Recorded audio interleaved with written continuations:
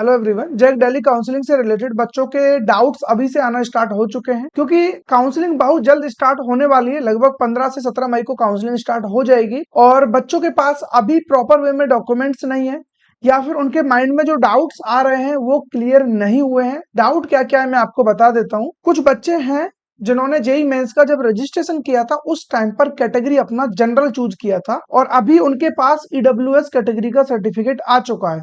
तो वो चाहते हैं कि सर मेरे को जैक दिल्ली काउंसलिंग के अंदर ईडब्ल्यूएस कैटेगरी का बेनिफिट मिल जाए। ये हो गया। इसके अलावा कुछ बच्चे हैं जिनके पास जेई मेंस का एप्लीकेशन फॉर्म फिल करते समय ओबीसी कैटेगरी का सर्टिफिकेट नहीं था या एससी एसटी का नहीं था, उन्होंने जनरल के थ्रू फिल कर दिया। तो क्या अब वो ओबीसी एससी एसटी का बेनिफिट ले पाएंगे? एक तो ये क्वेश्चन हो गया। इसके अलावा एक और चीज जो इसका सॉल्यूशन भी है वो, और वो आपके माइंड में भी आता होगा कि JAC Delhi counselling CRL rank base पर ही काउंसलिंग क्यों करती है, वो कैटेगरी रैंक के बेस पे काउंसलिंग क्यों नहीं कराती है। तो इसका आंसर भी इसी में छुपा हुआ है, मैं अभी आपको बता देता हूं। देखिए, जेई मेंस का रजिस्ट्रेशन आपने चाहे वो जनरल कैटेगरी से किया हो, ओबीसी एससी एसटी किसी भी कैटेगरी से किया हो, अभी जो आप जैक दिल्ली काउंसलिंग के लिए रजिस्ट्रेशन करोगे, एप्लीकेशन फॉर्म फिल करोगे, यहाँ पर आप कौन सी कैटेगरी चूज करते हो वो मैटर करेगा, ना कि जेई मेंस वाली कैटेगरी। अगर वहां जनरल में था और अभी आप ओबीसी में हो तो यहाँ पर ओबीसी ही डालना। अगर अभी ईडब्ल्यूएस कैटेगरी में हो तो ईडब्ल्यूएस कैटेगरी ही फिल करना, क्योंकि रिपोर्टिंग टाइम पर आप अपना ओरिजिनल फॉर्मेट में जब उन्हें डॉक्यूमेंट्स दोगे तो इसका मतलब ये क्लियर हो गया कि हाँ आप ये कैटेगरी डिजर्व करते हो।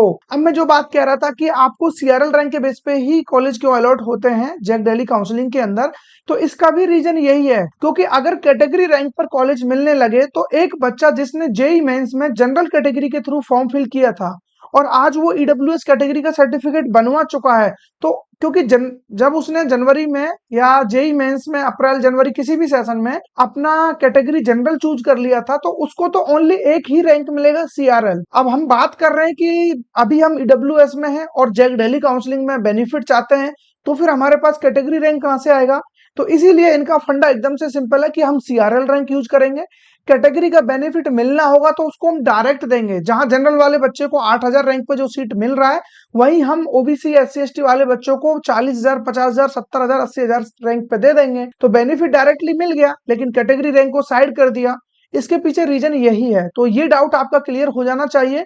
जेई मेंस का फॉर्म फिल करते समय आपने चाहे जो भी वहां पर कैटेगरी डाली हो, अभी जिस कैटेगरी में लाइक कर रहे हैं, जो सर्टिफिकेट आप बनवा सकते हो, बनवा चुके हो, वो आप वहां पर फिल कर देना। अब सेकंड डाउट ये है कि सर मैं ओबीसी में आता हूं लेकिन सर्टिफिकेट अभी नहीं बना है, और जैसा कि मैं आपको बता रहा हूं कि लगभग 15 या 17 मई से रजिस्ट्रेशन स्टार्ट हो जाएंगे और 2 जून मैक्सिमम 2 या 3 जून लास्ट डेट होने वाली है। तो हमारा अगर सर्टिफिकेट उस टाइम तक नहीं बन पाया, या कुछ बच्चे इस वीडियो को बाद में देख रहे होंगे, क्योंकि सर्टिफिकेट बनने को तो 15 दिन के अंदर तो हम ही बनवा देते हैं जिन बच्चों का सर्टिफिकेट नहीं बना हुआ है, लेकिन कुछ बच्चों को टाइम लगता है, वो नॉर्मल प्रोसेस से चल रहे होते हैं, तो उनको 1 महीना 1.5 महीना लग रहा होता है। तो उस कंडीशन में भी आपको टेंशन नहीं लेना है, क्योंकि जब आप जैक दिल्ली काउंसलिंग के लिए रजिस्ट्रेशन करोगे, वो जरूरी नहीं है कि आप ओरिजिनल वाला ही वहां पर अपलोड करो। आपको जो स्लिप मिलेगी वो स्लिप डालकर भी आप रजिस्ट्रेशन कर सकते हो, कोई दिक्कत आपको नहीं आएगी। क्योंकि जब आप फिजिकल रिपोर्टिंग के लिए जाओगे, डॉक्यूमेंट वेरिफिकेशन के लिए जाओगे, तब आप अपने ओरिजिनल डॉक्यूमेंट्स वहां पर दिखाओगे। तो अभी आपको टेंशन लेने की जरूरत नहीं है, लेकिन डॉक्यूमेंटेशन अपना प्रॉपर वे में रखिए। अपना कैटेगरी सर्टिफिकेट, अपना जो भी गैप है तो गैप सर्टिफिकेट, मेडिकल फिटनेस वगैरह उसी टाइम पे चाहिए होगा जब रिपोर्टिंग के लिए जाएंगे। विद इन 15 डेज का चल जाता है, उसकी अभी जरूरत नहीं है। इसके अलावा ट्रांसफर सर्टिफिकेट, कैरेक्टर सर्टिफिकेट, जो आपकी स्कूलिंग क्लास 12 जहां से हुई है वहां से आपको मिलेगा। तो ये सारी चीजें अभी से ही प्रॉपर वे में आप लोग रखना शुरू कर दीजिए, ताकि बाद में आपको प्रॉब्लम्स क्रिएट ना हो। आई थिंक आपको ये सारी चीजें समझ में आ गई होंगी। अगर आप चाहते हो 9 स्टार अकेडमी के थ्रू अपनी काउंसलिंग कराना, 1-to-1 मेंटोरशिप आपको चाहिए, तो उसके लिए आपको नीचे डिस्क्रिप्शन में एक लिंक मिलेगा, जाकर के हमारे 9 स्टार अकेडमी के काउंसलिंग प्रोग्राम में आप एनरोल कर सकते हो। जैसे ही आप एनरोल करोगे, विद इन 24 आवर्स आपको हमारी तरफ से कॉल आएगा, और उसके बाद फिर आपको 24/7 कॉल सपोर्ट यहाँ पर मिल रहा होगा। फॉर ऑल काउंसलिंग आपको ये प्रोग्राम होने वाला है। वो चीज नहीं है कि एक काउंसलिंग के लिए इतना होगा, 2 के लिए इतना होगा, कुछ नहीं।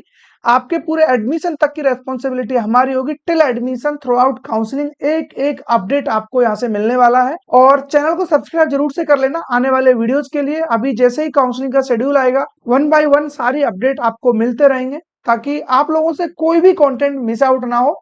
तो जरूरी है आपको चैनल को सब्सक्राइब करके रखिए, अपने फ्रेंड सर्किल में भी शेयर कर दीजिए, कैटेगरी सर्टिफिकेट बनवाने में कहीं कुछ भी प्रॉब्लम आ रहा है, क्योंकि एक डाउट ये भी आता है बच्चों का कि सर स्कूलिंग तो दिल्ली से हुआ है लेकिन हम लोग रहने वाले अदर स्टेट के हैं तो हम डॉक्यूमेंट नहीं बनवा पा रहे हैं, तो उसके लिए भी आप कांटेक्ट कर सकते हो। डिस्क्रिप्शन में आपको लिंक मिल जाएगा, कांटेक्ट नंबर मिल जाएगा, व्हाट्सएप पर भी आप जुड़ सकते हो और टेलीग्राम एंड व्हाट्सएप पर भी एक एक और चैनल बने हुए हैं, वहां जाकर भी आप ज्वाइन हो जाइए, क्योंकि वहां पर मैं सारे अपडेट डालता रहता हूं, चाहे वो पीडीएफ हो, पीपीटी हो या कोई भी वीडियो हो, उसका लिंक आपको वहीं पर मिल जाएगा। तो मिलेंगे ऐसे किसी इंटरेस्टिंग टॉपिक के साथ। Till then keep learning and keep growing. Thank you.